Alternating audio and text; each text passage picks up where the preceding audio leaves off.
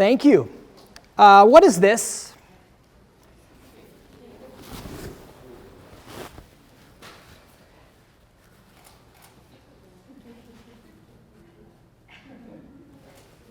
You're right, it's a superhero cape. And don't you think that deep down inside, every one of us, just a little bit, wants to be a superhero leader? We're told at a very young age that we can be anything we want to be, that we should aim high and dream big. And along the way, as we pick up some life experience and develop some expertise, our confidence begins to soar. And we swoop in, and we solve problems, and we make decisions, and you know what? It feels pretty good. It feels really good. But the problem is that over time it wears thin because it rubs people the wrong way. So my talk here today has the intention to help you start to consider the idea that we really should end the era of superhero leadership. Why? Because it's too risky.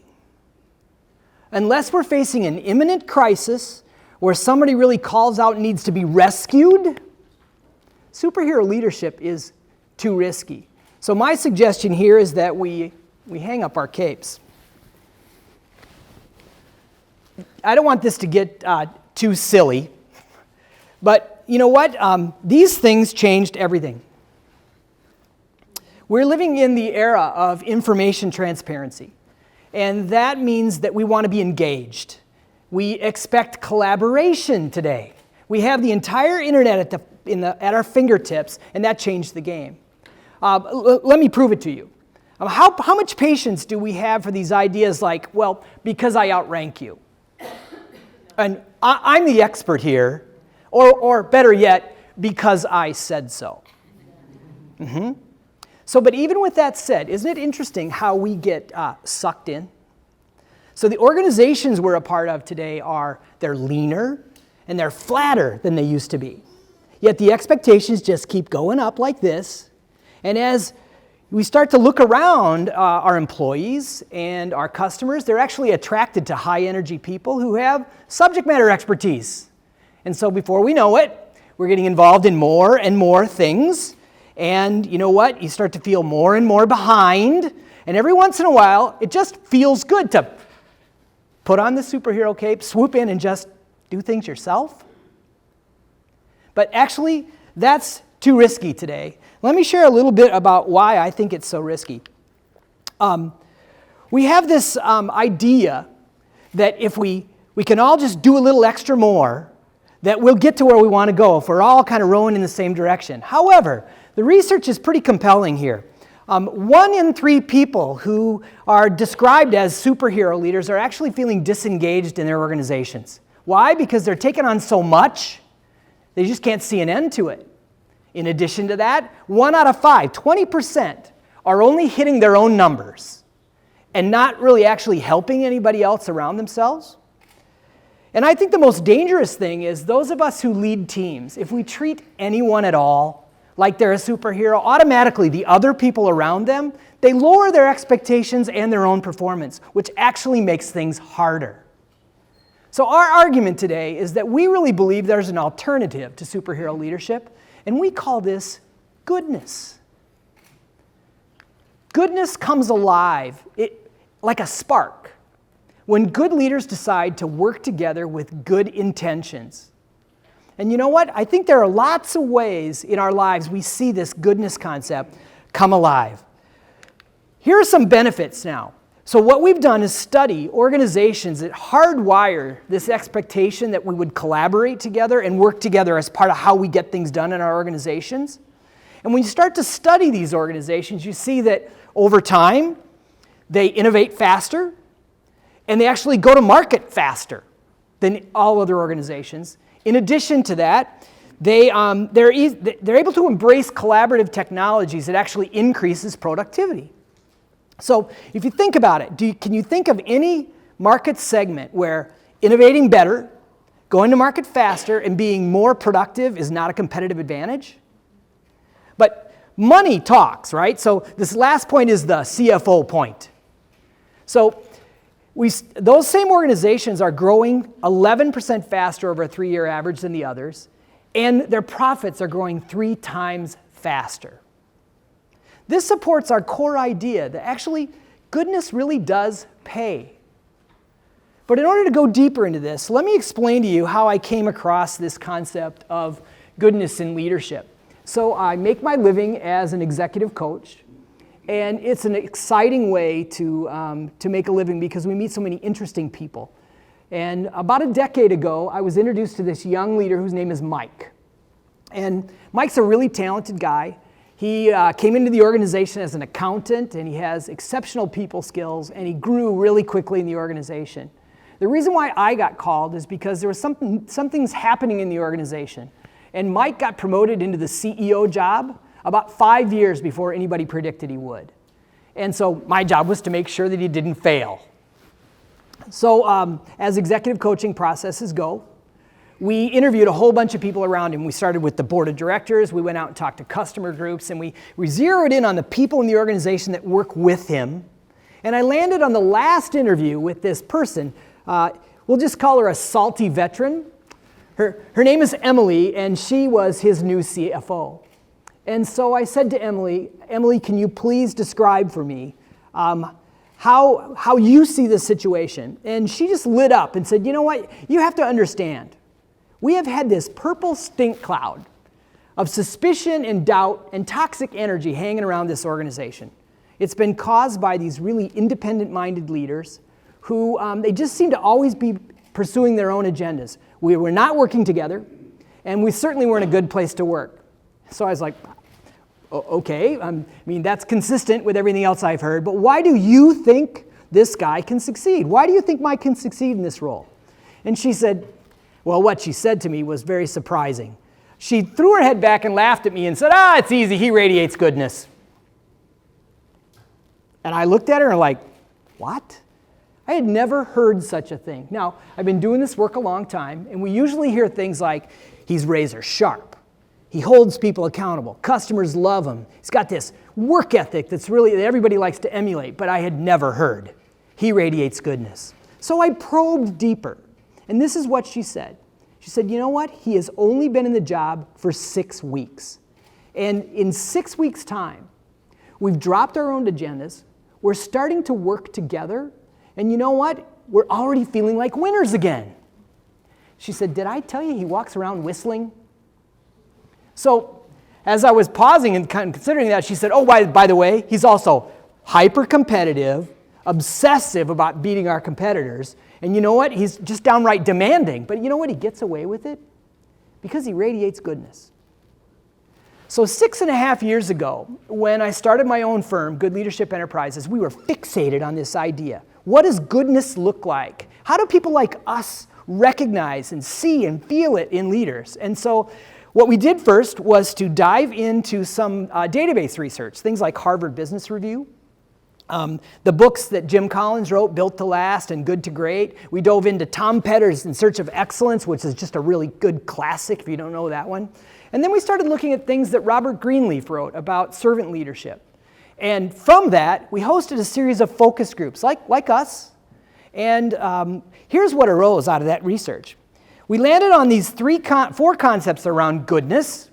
And those concepts are what we call the cornerstones of goodness. They are excellence, generosity, fairness, and positivity. But to make these things mean something in the development of a leader, we worked harder than that. We got to the point where we wanted to make sure we had behavior. So rewarding excellence is about rewarding the kind of things that encourage people to work together as opposed to loyalty or cutting corners and those sorts of things. Living generously is about being available and sharing credit with people. Promoting fairness is really about providing opportunity and sort of breaking through the good old boys network that we're accustomed to. And finally, spreading positivity is the ability to stay happy. We did some research. over the course of the last 6 or 7 years using audience response technology. You use your cell phone and dial into a website. So here's what we learned by surveying audiences of people like you. We asked the question, what do you see most often when you think of these 4 concepts? What do you see most often as alive in your organizations? And the good news is, rewarding excellence is what we see most often. And we think that's something that we can really build upon. But probably what's most important for us to remember is that 46% of us, almost half of the leaders we've surveyed have said spreading positivity is what's missing in organizations and the most difficult to keep alive in ourselves.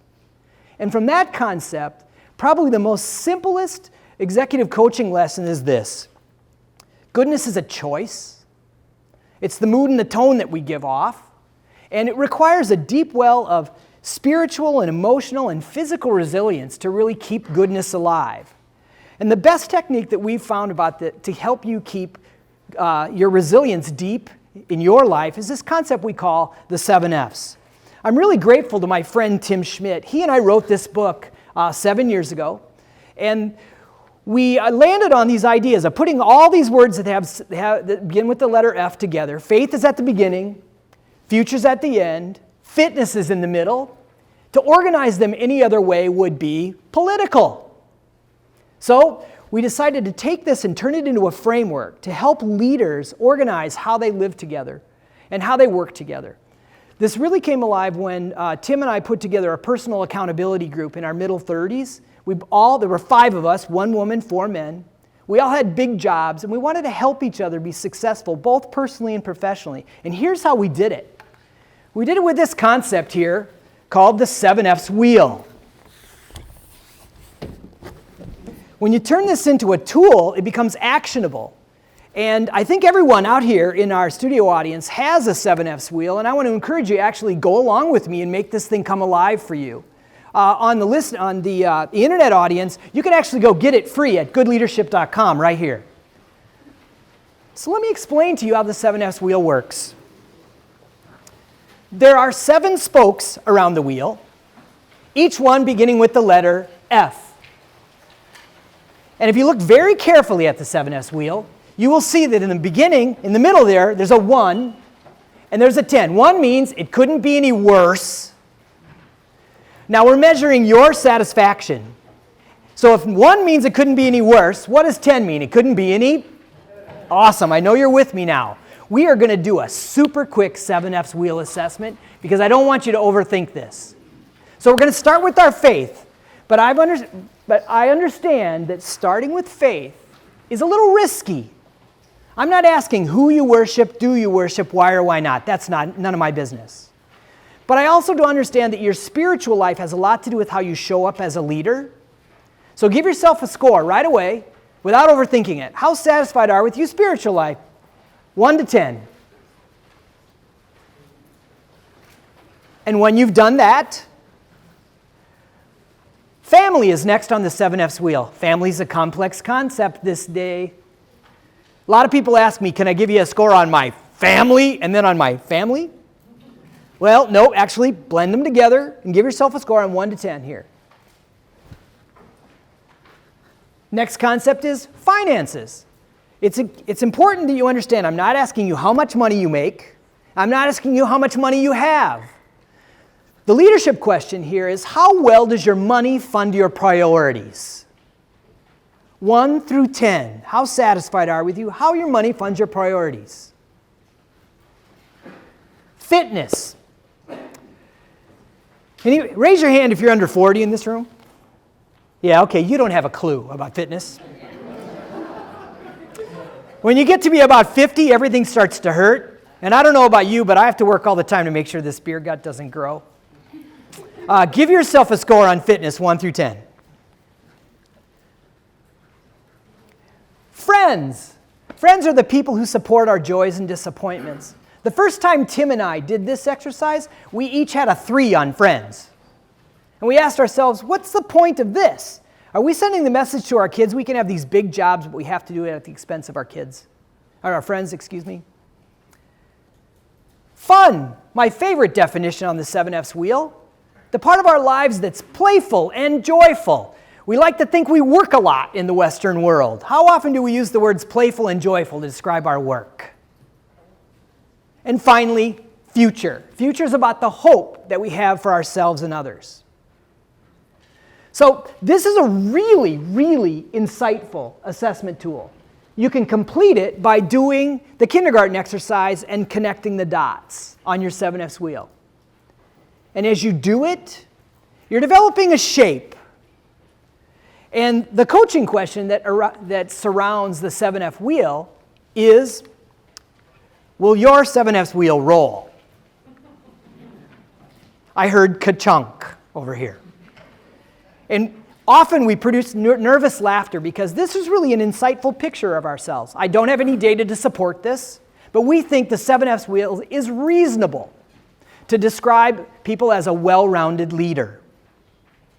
So as I move towards conclusion today, I don't want to overstate the superhero leadership metaphor, but I do think it's important. If you decide to build a career on the cornerstones of goodness, if you decide to blend the 7F's into your personal and professional life, we really do believe that you will live with less stress and lead with less fear. You won't need the superhero cape. The good leaders today are magnetic because they invest themselves in the lives of the people important to their success. They build teams where people actually care about one another personally and professionally. That's how the 7F's really comes alive. And because they care, they build plans and solve problems together. They get great results through a culture of encouragement. I really do believe that we're on a great trajectory in our society because I think good leaders like you, working together with good intentions, who radiate goodness today and every day, is the answer to pretty much everything that we're facing. We do not need the superhero cape. So, how about it? What do you think? What could you get done differently or better in your own leadership if you just hung up your cape and decided to radiate goodness? Are you ready to radiate goodness today? Are you ready to radiate goodness today? Yes. Why, thank you. My work is done here. Carpe diem, seize the day.